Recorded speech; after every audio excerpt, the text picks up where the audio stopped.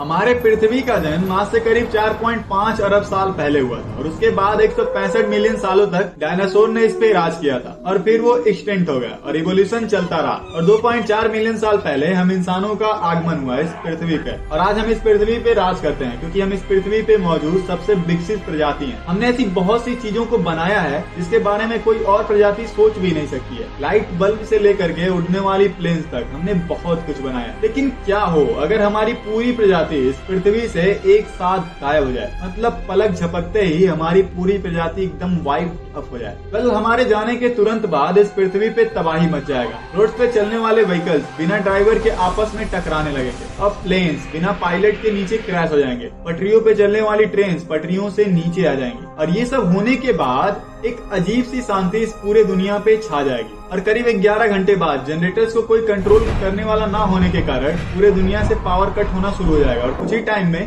पूरी दुनिया एकदम अंधेरे में चली जाएगी और ऐसा इस दशक में पहली बार होगा। पावर कट होने से पहले न्यूक्लियर पावर प्लांट को कंट्रोल करने वाले सुपर कंप्यूटर्स उन्हें बंद कर चुके होंगे ताकि वो किसी आने वाली तबाही को कुछ समय के लिए टाल पाएं। और करीब एक हफ्ते बाद हमारे मॉल्स में मौजूद खाने वाली चीजें, हमारे घर में बचा हुआ खाना जो हमारे जाने से पहले वहाँ था, वो या तो चूहे और कुत्तों के पेट में जा चुका होगा या तो वो सड़ना शुरू हो चुका होगा। और अब इंसानों के गए काफी टाइम हो चुका है तो पेट एनिमल्स या तो अपनी आखिरी सांसें ले रहे होंगे या तो फरार हो चुके होंगे। और अब इतना टाइम बाद बिना बिजली के सिक्योरिटी भी फेल हो जाएगी न्यूक्लियर पावर प्लांट्स की और इसीलिए पूरे दुनिया में मौजूद 440 न्यूक्लियर पावर प्लांट्स एक एक करके एक्सप्लोड होना शुरू हो जाएंगे और इससे करीब 14,000 किलोमीटर का एरिया रेडियो एक्टिव हो जाएगा और इसके अंदर आने वाली बहुत सी चीजें तबाह हो जाएंगी, लेकिन इससे दूर मौजूद चीजें सुरक्षित रहेंगी और वो विकसित होंगी। और करीब एक साल बाद ऑर्बिट में मौजूद 4,852 सैटेलाइट्स आपस में टकरा जाएंगी या तो पृथ्वी पे गिरने लगेंगी क्योंकि उन्हें कंट्रोल करने वाला कोई नहीं होगा। हमारा इकोसिस्टम अपने आप को काफी तेजी से रिकवर कर रहा होगा। रोड, बिल्डिंग जो कभी किसी शहर का शान हुआ करते थे वो अब मदर नेचर के कब्जे में आ चुके होंगे और हम इंसानों के ना होने के कारण पोल्यूशन फैलाने वाला भी कोई नहीं होगा, जिसके कारण नदियां और झीलों का पानी बहुत सुरक्षित हो चुका होगा। और करीब 25 साल बाद लास वेगस जैसा एक बड़ा शहर भी रेत के टीले में बदल चुका होगा और इंसानों द्वारा बनाए गए बहुत से शहर मिट्टी में मिल चुके होंगे और धीरे धीरे पृथ्वी अपने पुराने रूप में आने लगेगी। ऑक्सीजन का लेवल काफी बढ़ चुका होगा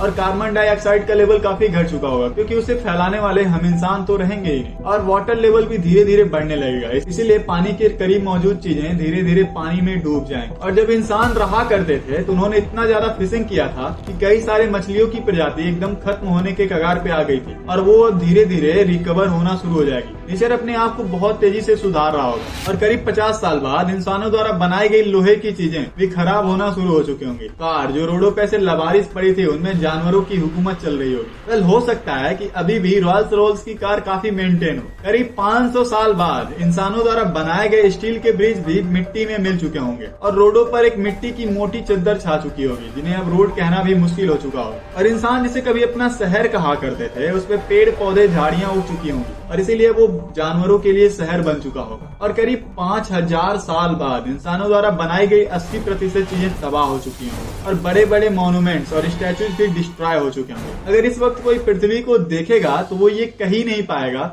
कि यहाँ कभी एक प्रजाति एग्जिस्ट करती थी जो कि इतना एडवांस हो सकती थी। वेल इस समय अगर कोई चीज हमारे होने का सबूत दे सकती है तो वो है स्टोन बिल्डिंग्स और हो सकता है कुछ टाइम कैप्सूल्स। हाँ, कुछ सरकारों ने इंसानी इतिहास के साथ कुछ कैप्सूल्स को इस पृथ्वी में दफन किया है जिसे टाइम कैप्सूल कहा जाता है और अगर वो कोई पाता है तो वो हमारे इतिहास के बारे में जान जाएगा। और अब क्योंकि इंसान नहीं है तो CO2 का लेवल एकदम ना के बराबर हो चुका होगा, इसी कारण ग्लोबल वार्मिंग के तो कोई चांसेस ही नहीं होंगे और हो सकता है कि पृथ्वी के टेम्परेचर में 2 से 3% की गिरावट आए और आइस एज शुरू हो सकता है और कई सारे नदियों का पानी बर्फ में तब्दील हो जाएगा जिसके कारण पृथ्वी पे मौजूद जीवन एक बार दोबारा मुसीबत में आ जाएगा। और जैसा कि आज से करीब 2.6 मिलियन साल पहले हुआ था, वो समय इतना डरावना था कि हमारे पूर्वजों की प्रजाति 2000 हो गई थी। अगर वो 2000 लोग सरवाइव नहीं कर पाते तो आज हम इंसान इस पृथ्वी पे एग्जिस्ट ही नहीं कर रहे होते। वेल इवोल्यूशन चलता रहेगा और हो सकता है कि हम इंसानों और चिंपैंजीज के बीच जो 2% का डिफरेंस है वो खत्म हो जाए और चिंपैंजीज इस पृथ्वी पे एक नए सभ्यता के रूप में सामने आए। और जब वो कभी इस पृथ्वी के इतिहास के बारे में जानने की कोशिश करेंगे